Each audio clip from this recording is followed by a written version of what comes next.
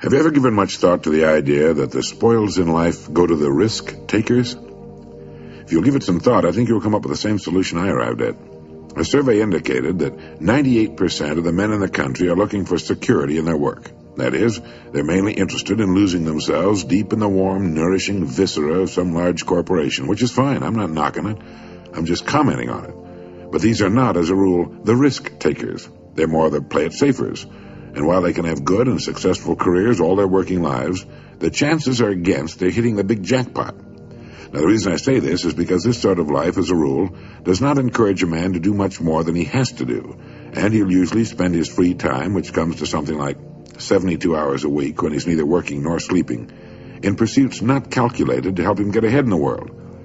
Now, the man who risks his spare time writing a book, painting pictures, fiddling with inventions, continuing his education, is generally the one in this kind of milieu who will advance above his fellows. But the man who risks all of his time on a goal he wants to reach, on a dream in his heart, who stakes his livelihood and the livelihood of his family upon his own brains and the proper use of his time, and tackles the world single-handed, here's the risk-taker to whom the spoils will generally accrue. Now, I'm not talking about the impractical dreamer and stargazer. I'm talking about the man of action who gets out and raises the dust in the world. He might take some king-size pratfalls and be snickered at by friends and relatives of a more conservative bent, but he'll usually make the grade if he stays with it, and earn their admiration, if not envy, before he's through.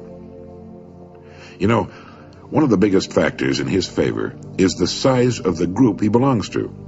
According to the most reliable figures I can find, this risk-taker belongs to only about 2% of the population. And since he's generally working on an idea that will in some way serve the big 98%, the odds swing rather favorably to his side. Additionally, a man on his own must think. He must devote more of his days to thinking. Conversely, the man with a good, steady job who's familiar with his work and surroundings can go along pretty well from day to day without doing any creative thinking at all. And as I said, we have a tendency to do no more than we have to.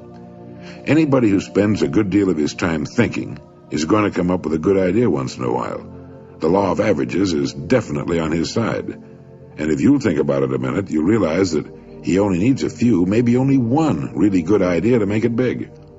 Now, the more you think about it and analyze it, the more it makes you think that what appears to be the risk-taker really isn't nearly as big a risk-taker as you might imagine. The cards are stacked pretty well for him from several important standpoints. But as I said in the beginning, the spoils definitely go to the risk-taker. Life is full of hidden contradictions. One is that the man who thinks he's playing it safe really isn't, and the man who seems to be taking the greatest risks, considering the law of averages, is playing it safest. People who do well in the world, being creative and willing to take a calculated risk, are people who manage to overcome the fear of laughter. Anytime you attempt anything in which you risk failure, you run the risk of having people laugh at you. A college professor worked for many years on an invention. He tramped all over New England trying to interest capital in his device for making the human voice travel along a wire. The people laughed at him. It was, of course, plumb idiotic, they said, to suppose that the human voice could be carried along a wire and heard for many miles or even for a single mile. But our old friend and benefactor Alexander Graham Bell could not be laughed out of it, and every time we pick up the telephone, we salute the man who stayed on course despite the laughter. Millions of people laughing in derision could not hurt us an iota, but we stand in mortal terror of it. Men and women who can prove themselves heroes in great crises tremble before derision. It's a queer quirk of human nature we probably develop as children. It has cost much. It's changed the history of the world. Sometimes the price of a laugh has meant the slamming of a door of fame and fortune, or even immortality. Elias Howe invented the sewing machine, but it nearly rusted away before the American women stopped laughing about it and could be persuaded to make use of it. With their sewing done so quickly, they argued, what would they ever do with all their spare time? So a biographer paints a tragic picture. The man who had done more than any other to lighten the work of women was forced to borrow a suit of clothes on an occasion of a public appearance. Men are as bad as women when it comes to resisting new ideas. The typewriter had been a demonstrated success for years before businessmen could be persuaded to buy it. How could anyone have letters to write, they argued, to justify the investment of $100 in a writing machine? Only when the Remingtons sold patent rights to the Telegraph Company and two groups of salesmen worked in competition was the resistance finally broken down. Xerography faced the same kind of problem when it was first introduced, and other inventions have had similar battles. Here's an extract from a notebook of Robert Fulton, who invented the steamship, who changed the world from sail to steam on the oceans of the world. He wrote, "As I had occasion daily to pass to and from the shipyard where my boat was in progress, I often loitered near the groups of strangers and heard various remarks as to the object of this new vehicle. The language was uniformly that of scorn, sneer, or ridicule. The loud laugh often rose at my expense, the dry jest, the wise calculations of losses or expenditures, the dull repetition of Fulton's folly. Never did a single encouraging remark, a bright hope, a warm wish cross my path. Never did a single encouraging remark, a bright hope, a warm wish cross my path." And that's about what you can expect when you try something new. Emerson once commented that no one ever falls ill, but that passers-by idly hope that he will die. And the same perversity and built-in envy cause people to think or hope that any new idea or plan that runs counter to established principle will fail. Speaking of Emerson, he also wrote, "Pythagoras was misunderstood, and Socrates, and Jesus, and Luther, and Copernicus, and Galileo, and Newton, and every pure and wise spirit that ever took flesh. To be great is to be misunderstood."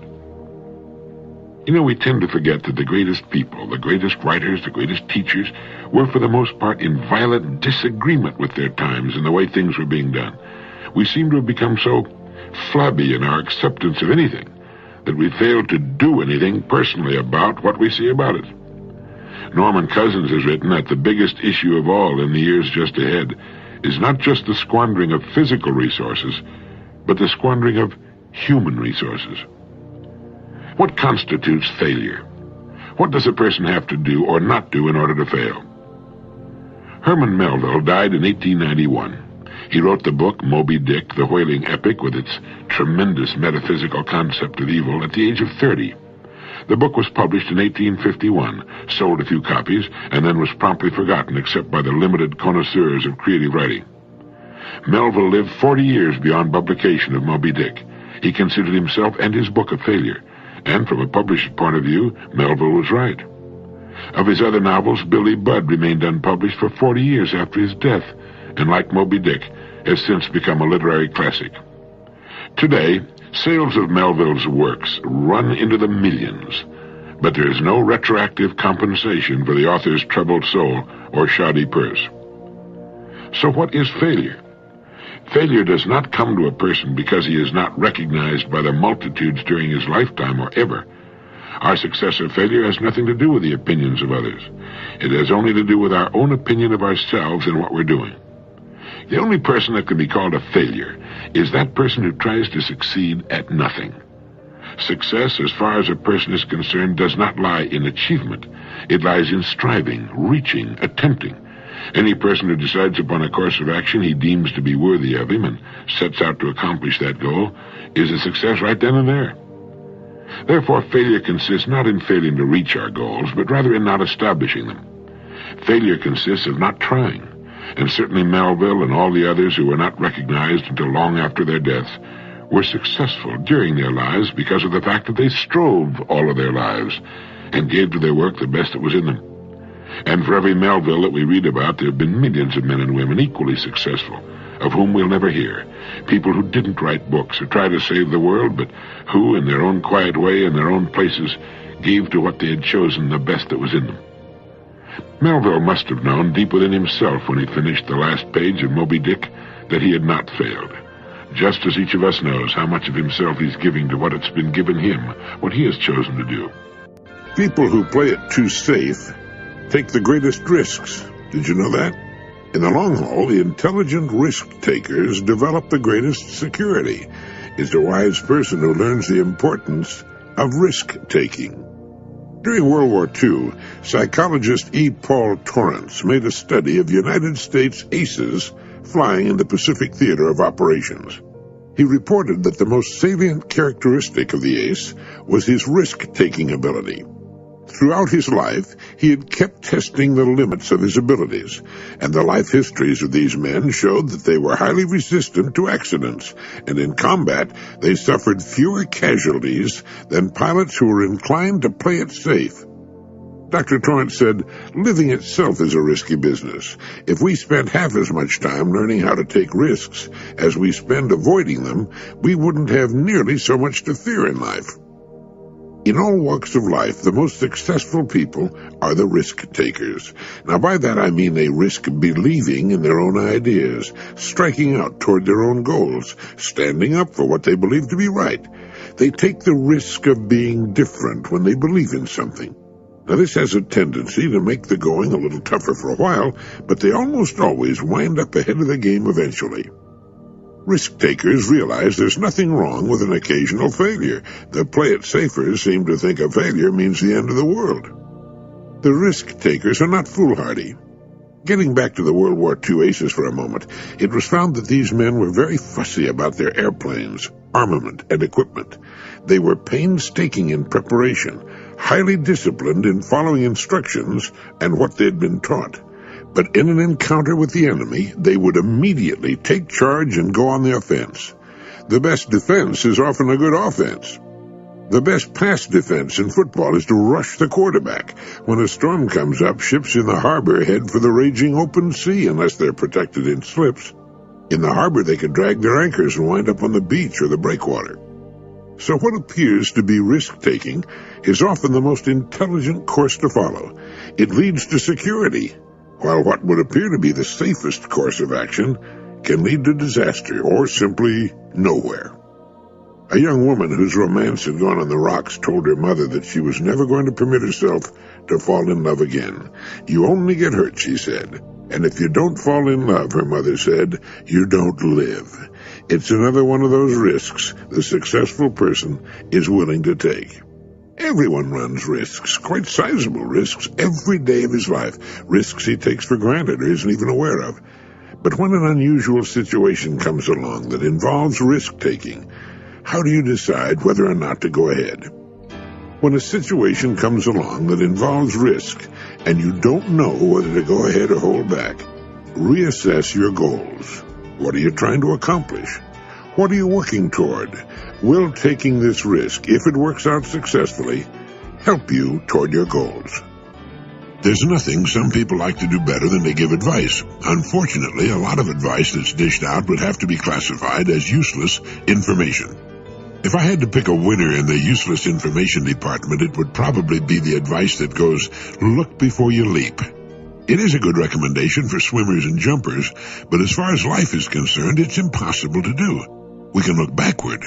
We can see the results of our past actions and learn from them, but we can't look into the future. In living, we can guess or try to predict what the future will hold, but we really can't look before we leap. As a result of this, most people simply don't leap at all. But it's a wonderful and little-known fact that for those who dare to attempt a new and seemingly difficult leap, the results are often surprisingly successful and rewarding. Now, this is something that needs some explaining and no little qualification. The leap we take should be in line with two important criteria. One, it should be towards something we want with all our heart. And two, it should be in a field in which we have a good background of experience, or at least in an area related to our past experience. Let me give you some examples. Lindbergh took the big leap when he flew nonstop across the Atlantic, the first one to ever do so. But behind him were years of flying experience, including flying the mail in all kinds of weather with virtually no navigational aids. He couldn't see into the future as far as his success or failure was concerned, with failure probably meaning his death. But he was well prepared for the leap, and it made him rich and famous. Columbus did the same thing. He wanted to do something that had never been tried before. He believed it could be done, and he was a highly skilled sailor and navigator, and he had the best ships then available for the journey. All human progress is the result of this kind of thing, and on a much smaller scale, the same principle can be applied to our lives. If there's something you want very much to do, if you know it's right, and if you're prepared to try it, the chances are excellent that you'll meet with surprising success. And after you've taken the big jump, you'll probably wonder why you waited so long. Of course, there's always the risk of failure. Lindbergh could have been killed. Columbus's little fleet could have met with disaster. Einstein might have been wrong. Washington might have been defeated and hanged along with all the signers of the Declaration of Independence by the British. But the fact is, they were not. It brings to mind again the great lines spoken by Thucydides in his funeral speech for Pericles. The secret of happiness is freedom, and the secret of freedom, courage. You'll never get elected unless you expose yourself to defeat. You'll never make it to second base if you try to keep one foot on first. You'll never achieve the dream in your heart unless you take the big jump and are willing to risk everything, even failure, on the attempt. If it's what's right for you and you've prepared yourself as best you can for the attempt, the chances are excellent that you'll meet with success. As Lincoln put it, let us have faith that right makes might, and in that faith, let us to the end dare to do our duty as we understand it. No, you can't look before you leap, but you can leap. Dr. Joyce Brothers has some good advice for the fearful. She points out that everyone is familiar with fear. Normal fear protects us and provides a warning signal indicating the presence of danger. A totally fearless person is probably not too intelligent and can look forward to a very short life. But when fear is inappropriate, it can stand in the way of progress and success. It can destroy love, create failure on the job, and interfere with our ability to relate well to others. Innovation and creativity involve risk, Dr. Brothers goes on to say. The person who's afraid to take chances, who's afraid of failure, is standing in the way of his progress. In fact, an emotionally healthy person needs challenge in life. Studies show that people who are cautious in the extreme, who are afraid to take risks even when the odds are in their favor, tend to be afraid of life itself, which of course is also a gamble. Such persons are not likely to succeed in business or anything else. So Dr. Brothers suggests that such people practice failure. How liberating it would be for the average person to be able to walk into a room, trip over a wastebasket, have all the people in the office laugh, and then be able to laugh with them. In fact, Dr. Brothers suggests that fearful people deliberately do such things to discover that an occasional failure is no disgrace, but rather a perfectly normal part of living. I remember when I was just starting out in radio, I managed to get the part of Sky King, the lead in the famous children's radio program of that name, and I'd often be asked to make public appearances for school children. One day I flew up to Michigan to greet and sign autographs for several hundred children allowed out of school for the event. I flew there in a small two-seater airplane. I was dressed in my cowboy costume, from the hat to the cowboy boots, gun belt, the works. As I was trying to climb out of the airplane cockpit in my unaccustomed costume, while the hundreds of children watched and waited nearby, I caught my heel on the cockpit coaming and fell full length on the wing. Then I did a slow roll off the trailing edge of the wing to the ground. My guns fell out, my hat rolled away, and a death-like silence fell on the children. There was their hero, sprawled on the grass. He couldn't even get out of an airplane. Well, I picked up my guns, put my hat back on, and with a sheepish grin from ear to ear walked to the waiting children. We all had a good laugh about it, and I signed the autographs, and all went surprisingly well. And as I flew back to Chicago, I thought about how often children fall, and that they could easily empathize with me. Don't lose your sense of humor, and remember that even though they may laugh, people are kinder and more forgiving than we generally give them credit for being. Risks and pratfalls are a part of life. So is an occasional failure in other ways.